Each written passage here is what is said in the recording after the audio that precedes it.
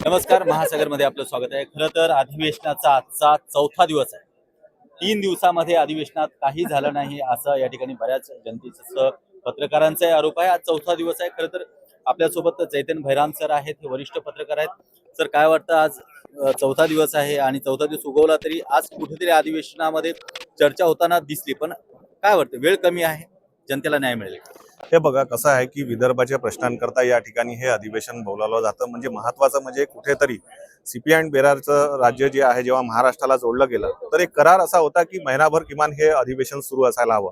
पण यावेळी फक्त 7 दिवसाचा कालावधी आहे आणि यामध्ये कुठले प्रश्न हाताळले जातील आपण बघू शकता की मागील 3 दिवस आणि आजचा चौथा दिवस आहे। पण इथे विदर्भातले प्रश्न असतील किंवा महाराष्ट्रातले प्रश्न असतील, शेतकऱ्यांना न्याय देण्याच्या संदर्भातला विषय असेल, असे कुठल्याही प्रश्नांना या ठिकाणी अद्यापर्यंत वाव मिळाला नाही। काही विधेयक जे आहे ते मंजूर करून घेण्याचा अट्टास या माध्यमातून झाला।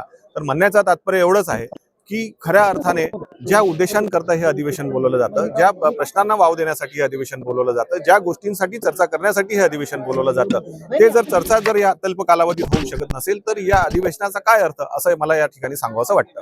अगदी, पण महत्वाचा मुद्दा असा आहे की आज कुठेतरी शेतकऱ्यांच्या बद्दल विरोधकांनी आवाज उठवला।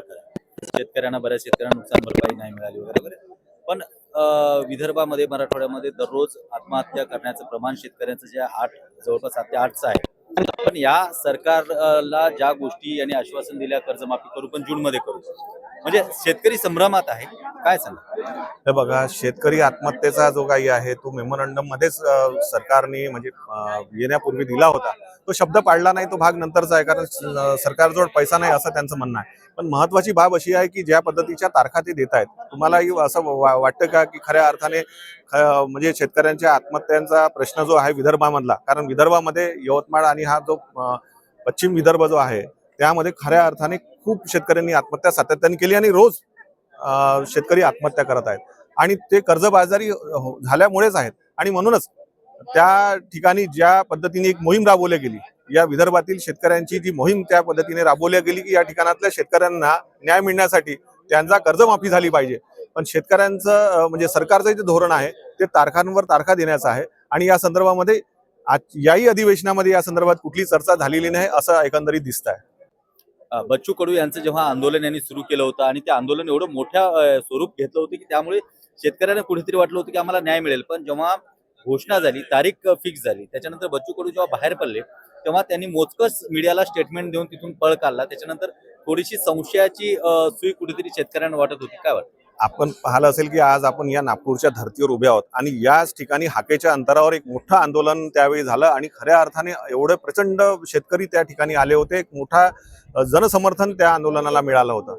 पण जेव्हा बच्चू भाऊन कुठेच गेलेत, मुंबईला गेलेत आणि त्यांची बैठक त्या ठिकाणी झाली आणि त्या बैठकीच्या नंतर ते बाहेर पडलेत आणि त्या माध्यमातून जे काही चित्र समोर आलं त्याच्यामध्ये शंकेची वाव म्हणजे प्रश्नच नाही। कुठेतरी सरकार कोणावर तरी आंदोलनकर्त्यांवर दबाव आणतं असं त्या माध्यमातून दिसलं, कारण बच्चू भाऊंचा जो आवाज दबल्यासारखा झाला, कुठेतरी त्या माध्यमातून असं जाणवायला लागलं की काहीतरी सरकार कुठल्याही परिस्थितीमध्ये आपल्या विरोधात जाणाऱ्या व्यक्तींना त्या ठिकाणी त्यांच्या नस दाबण्याचं कार्य करताय असं त्या आंदोलनाच्या माध्यमातून आपल्याला दिसलं आणि ते संबंध महाराष्ट्रानेच नव्हे तर देशाने बघितलं। अगदी आपल्यासोबत होते चैतन्य भैराम सर, खरं तर वरिष्ठ पत्रकार आहेत विदर्भामध्ये, त्यांना विदर्भांचा खरा राजकारणातला माहिती आहे, त्यामुळे आज आपण त्यांना या चर्चासत्रामध्ये आमंत्रित केलं होतं। खरं तर अधिवेशनाचे काही दिवस उरले आहेत, पण ह्या अधिवेशनामध्ये नक्की न्याय मिळतं कुणालाही पाहणं गरजेचं आहे, कारण मराठवाड्याची जनता असो वा विदर्भाची जनता असो, याचबरोबर ज्या ठिकाणी बाहेर बरेचसे आंदोलक या ठिकाणी बसले, पण आचारसंहिता सुरू असल्यामुळे आंदोलकांना या ठिकाणी नारेबाजी करता येत नाही आणि या आंदोलक जे बसले, थंडी या ठिकाणी प्रचंड थंडी असताना त्या थंडीमध्ये देखील आंदोलन या ठिकाणी चालू आहे। पण त्या आंदोलनाचा काय फायदा होतो का, कारण त्यांना आजपर्यंत निवेदन देण्यासाठी देखील नेते मंडळी भेटत नाहीत, त्यांच्यामुळे ते आंदोलनकर्ते त्या ठिकाणी संभ्रमात आहेत की आम्ही ज्या मागण्या घेऊन आलो ते मान्य होतात का नाही।